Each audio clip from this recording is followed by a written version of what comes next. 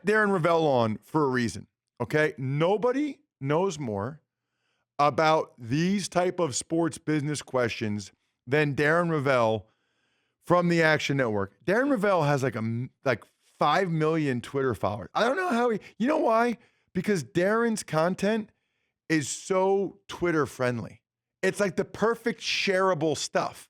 Like it's food or it's prices of things, gambling. Darren's got it figured out, man. Check him out again at Darren Rovell, Rovell. I think most of you know that on Twitter. Darren, what's up, man? It's Ross. Long time no talk. How are you? What's up, Ross? How are you? I'm doing fantastic. Okay, so we got to get into this new jersey rule with the NFL because I'm fascinated by this. I like talking numbers. You usually know the numbers, right? I just explained last segment why Brady's upset about it. I guess I should mention that the reason why they're doing the rule is because the Chiefs say with all the guys on IR and practice squad and retired numbers that they were running out of jersey numbers for like running backs, right? Because they were limited to whatever it was, 20 to 50 or whatever it is, right? They were limited. This will help them. First of all, I guess, Darren, do you buy that? Do you believe that that's the number one and only reason why they are allowing this? Or do they think this will be good for business, fun to have players in single-digit numbers, et cetera? Yeah, I don't really see the business side of it too much, other than, which I'm sure you were going to talk about, the idea that, the players can't just switch their numbers willy-nilly with the fact that you have all these guys, all these fans that are buying jerseys. That's the only thing that I think is really intriguing, other than what you mentioned about Brady, which I had no clue why he went nuts. But your reasoning makes sense. But just from the marketing standpoint of it, I think there is a slight marketing advantage if you have a great number, but you can't just change it out of nowhere. And that's where the rules of buying your jersey come in.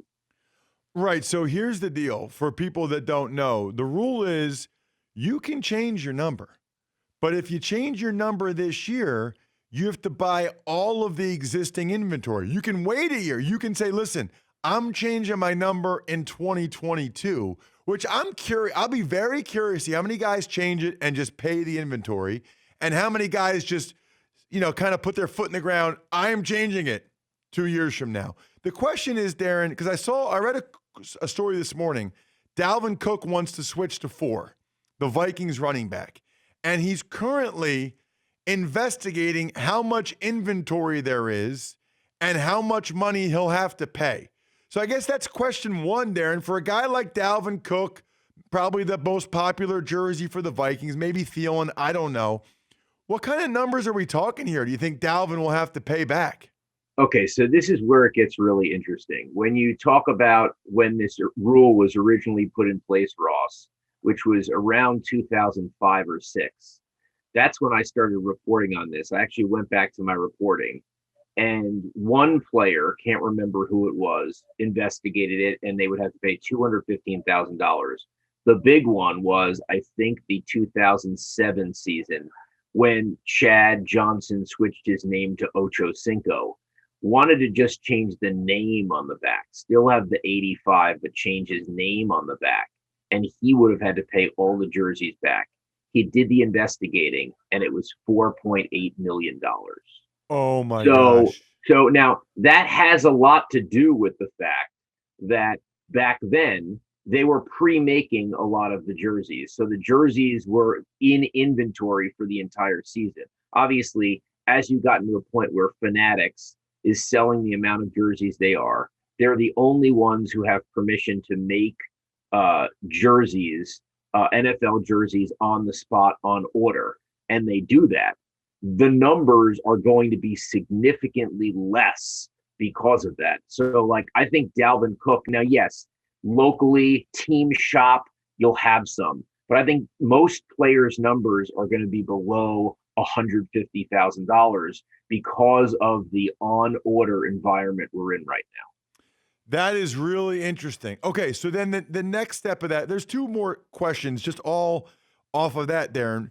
One is, What are they, payroll deducting the money from the guys? Like I would just say, yeah, I'm good for it. This is an IOU. Like, are they going to payroll deduct this amount from the Well, guys? I think they do. I think they do deduct for the jersey. So a lot of people don't know this. You probably do. When the players are exchanging jerseys at the end of the game, the players are actually paying for their own jersey. I believe the current cost is $350. You do have to pay the team. I think it's deducted.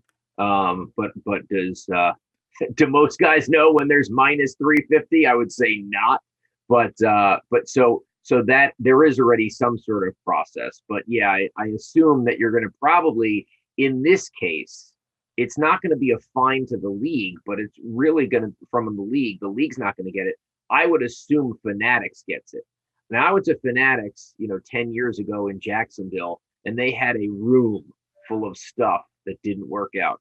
When you see 5,000 Jeremy Lin Knicks figurines, man, that's crazy. They had like this whole room of like undesirables that they couldn't sell any of anymore. But as I said, they've now moved into this business of on order. You order it, they make it on the spot, and they ship it. And the more they can do that, the less a player is going to have to pay. All right, and we're talking with Darren Rovell, wrapping up with the stud over at Action Network, at Darren Rovell on Twitter. What do the guys make off the jersey sale? In other words, let's say Dalvin Cook has to pay $200,000. A lot of people are going to buy the new Dalvin Cook number 4 jersey. What I know the players get some type of percentage, right? Like what do they get? And don't you think he'd be able to make up for it with people buying the 4 jersey? So most of the guys are going to make like a standard cut. As you get to be a bigger player, you'll make a couple $100,000. The top guys make 1.5, 1.7 million a year off their jerseys. Dalvin Cook is probably, I would say, if he had to pay $150,000, I'd say depending on what type of year he had, he'd make that back in year 1. Got it. So, but it's a percentage of jersey sales. Yes. It's a percentage of the sale. Got it. Awesome. You know why I ask you that, Darren? Other than me going to the Buffalo Bills and having them make jerseys for like my wife and mom and mother-in-law, I only ever saw 2 Tucker 65 jerseys. Like 2 people that actually paid for them in Buffalo. And I got a check from East Bay. Yeah. Like, did East Bay, is East Bay still around? East Bay at some point was, so they probably customized it. And if they customized it as a league, as a partner, they had to disclose that they customized it, Tucker. I got a check from East Bay randomly in the offseason one time. For like $35. No, it was like $1.37. Oh, okay. Yeah, it was like, and I was like, what is this for? Why is East Bay sending me a check? But evidently those 2 people that bought my jersey or one or whatever. Amazing. It got me $1. Darren, thank you so much, man. Really appreciate it. You got it. Take care. All right, check him out on Twitter, at Darren Rovell, Rovell. Good info. That's what I wanted.